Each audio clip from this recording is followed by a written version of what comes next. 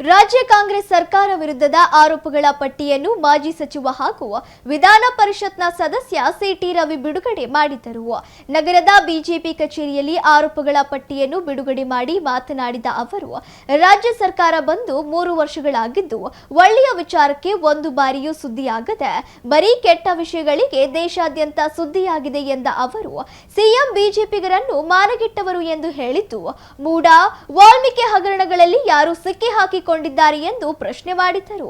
ಯುದ್ಧ ಕಾರಣಕ್ಕೆ ಕೆಲವು ವಸ್ತುಗಳ ಬೆಲೆಯನ್ನು ಕೇಂದ್ರ ಸರ್ಕಾರ ಜಾಸ್ತಿ ಮಾಡಿದರೆ ರಾಜ್ಯ ಸರ್ಕಾರ ಎಲ್ಲ ವಸ್ತುಗಳ ಮೇಲೆ ನಮಗಿಂತ ಜಾಸ್ತಿ ಬೆಲೆಯನ್ನು ಏರಿಕೆ ಮಾಡಿದ್ದಾರೆ ಎಂದು ಆರೋಪಿಸಿದ ಅವರು, ರಾಜ್ಯದಲ್ಲಿ ಇದುವರೆಗೂ ಯಾವ ಸಿಎಂ ಮಾಡದಷ್ಟು ಸಾಲವನ್ನು ಸಿದ್ದರಾಮಯ್ಯ ಒಬ್ಬರೇ ಮಾಡಿದ್ದಾರೆ ಎಂದರು.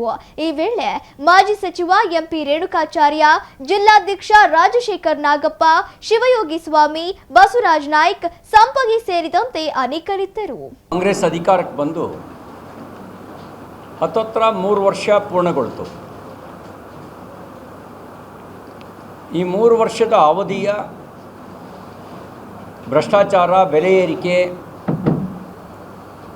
ದುರಾಡಳಿತ ಇದರ ಕುರಿತಾಗಿರ್ತಕ್ಕಂಥ ಚಾರ್ಜ್ ಶೀಟನ್ನು ಇವತ್ತು ನಾವು ಬಿಡುಗಡೆ ಮಾಡಿದ್ದೇವೆ.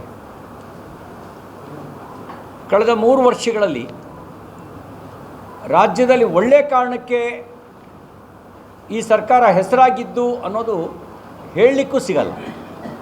ಮಾನ್ಯ ಮುಖ್ಯಮಂತ್ರಿಗಳಿಗೆ ಕೇಳಲಿಕ್ಕೆ ಬಯಸ್ತೇವೆ, ಮುಖ್ಯಮಂತ್ರಿಗಳೇ, ಒಳ್ಳೆಯ ಕಾರಣಕ್ಕೆ ಯಾವತ್ತು ಸುದ್ದಿಯಾಗಿದೆ ನಿಮ್ಮ ಸರ್ಕಾರ ಹೇಳಿ. ಭ್ರಷ್ಟಾಚಾರದ ಕಾರಣಕ್ಕೆ ಸುದ್ದಿ ಆಯಿತು, ಬೆಲೆ ಏರಿಕೆ ಕಾರಣಕ್ಕೆ ಸುದ್ದಿ ಆಯಿತು, ದರೋಡೆ ಪ್ರಕರಣಗಳು ಸುದ್ದಿ ಆದವು, ಡ್ರಗ್ಸು ಆ ಕಾರಣಕ್ಕೆ ನಿಮ್ಮ ಸರ್ಕಾರ ಸುದ್ದಿ ಆಯಿತು, ರೈತರ ಆತ್ಮಹತ್ಯೆಯಲ್ಲಿ ದೇಶದಲ್ಲಿ 2ನೇ ಸ್ಥಾನ ಕರ್ನಾಟಕಕ್ಕೆ, ಸರ್ಕಾರಿ ನೌಕರರು ಆತ್ಮಹತ್ಯೆ ಮಾಡಿಕೊಂಡ್ರು, ಬಾಣಂತಿ ಮತ್ತು ಹಸುಗೂಸುಗಳ ಸಾವಿನ ಕಾರಣಕ್ಕೆ, ಸರಣಿ ಸಾವಿನ ಕಾರಣಕ್ಕೆ ಬಾಣಂತಿಯರು ಮತ್ತು ಹಸುಗೂಸುಗಳು ಸರ್ಕಾರಿ ಆಸ್ಪತ್ರೆಯಲ್ಲಿ ಸರಣಿ ಸಾವಿನ ಕಾರಣಕ್ಕೆ ಈ ಸರ್ಕಾರ ಸುದ್ದಿಯಲ್ಲಿತ್ತು. ಸರ್ಕಾರಿ ಆಸ್ಪತ್ರೆಯಲ್ಲಿ ಔಷಧಿ ಸಪ್ಲೈ ಇಲ್ಲ ಅನ್ನೋ ಕಾರಣಕ್ಕೆ ಈ ಸರ್ಕಾರ ಸುದ್ದಿಯಲ್ಲಿತ್ತು. ಅಂಗನವಾಡಿ ಶಿಕ್ಷಕಿಯರ ಚಳವಳಿ, ಆಶಾ ಕಾರ್ಯಕರ್ತರ ಚಳವಳಿ,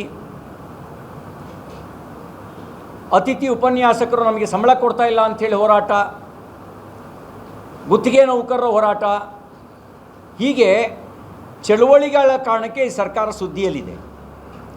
ಕಳೆದ 3 ವರ್ಷದಲ್ಲಿ ಕೆಟ್ಟ ಕಾರಣಕ್ಕೇ ಈ ಸರ್ಕಾರ ಸುದ್ದಿಯಲ್ಲಿದೆ ಹೊರತು ಒಳ್ಳೆಯ ಕಾರಣಕ್ಕೆ ಒಂದು ದಿನವೂ ಸುದ್ದಿಯಲ್ಲಿಲ್ಲ.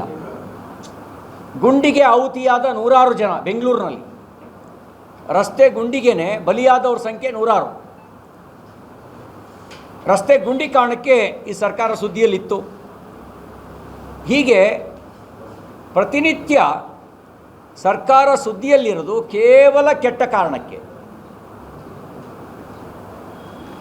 ಅಭಿವೃದ್ಧಿ ಕೆಲಸ ಮಾಡಿದ್ದೀವಿ ಅಂತ ಒಂದು ದಿನವೂ ಸುದ್ದಿಯಲ್ಲಿರಲಿಲ್ಲ.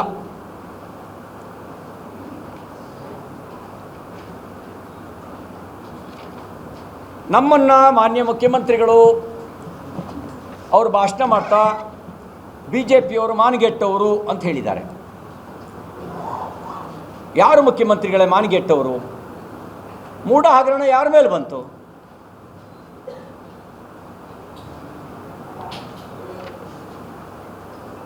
ವಾಲ್ಮೀಕಿ ಹಗರಣಕ್ಕೆ ನಿಮ್ಮ ಸರ್ಕಾರದ ಮಂತ್ರಿಯೇ ರಾಜೀನಾಮೆ ಕೊಡಬೇಕಾಯ್ತಲ್ಲ, ಇದು ಮಾನಗೆಟ್ಟ ಕೆಲಸ ಅಲ್ವಾ? ವಾಲ್ಮೀಕಿ ಸಮುದಾಯದ ಅಭಿವೃದ್ಧಿಗೆ ಬಳಕೆ ಆಗಬೇಕಾದ ಹಣವನ್ನು ಎಣ್ಣೆ ಸಪ್ಲೈ ಮಾಡೋದಕ್ಕೆ ಹಣನ ಬಳಕೆ ಮಾಡೋದಲ್ಲ, ಮರ್ಯಾದೆ ಇದ್ದವ್ರು ಮಾಡೋ ಕೆಲಸನ ಅದು.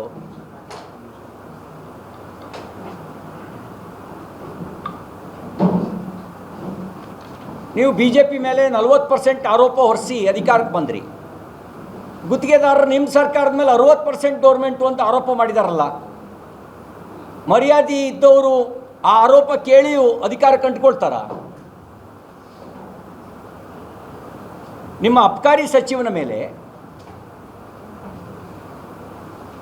ಬಾರ್ ಮಾಲೀಕರು ಅವರು ಆರೋಪ ಮಾಡಿದ್ರಲ್ಲ, ಮಂತ್ಲಿ ಮಾಮೂಲಿ ಫಿಕ್ಸ್ ಮಾಡ್ಕೊಂಡಿದ್ದಾರೆ ಅಂಥೇಳಿ. CL2ಗಿಷ್ಟು, CL7ಗಿಷ್ಟು, CL9ಗಿಷ್ಟು,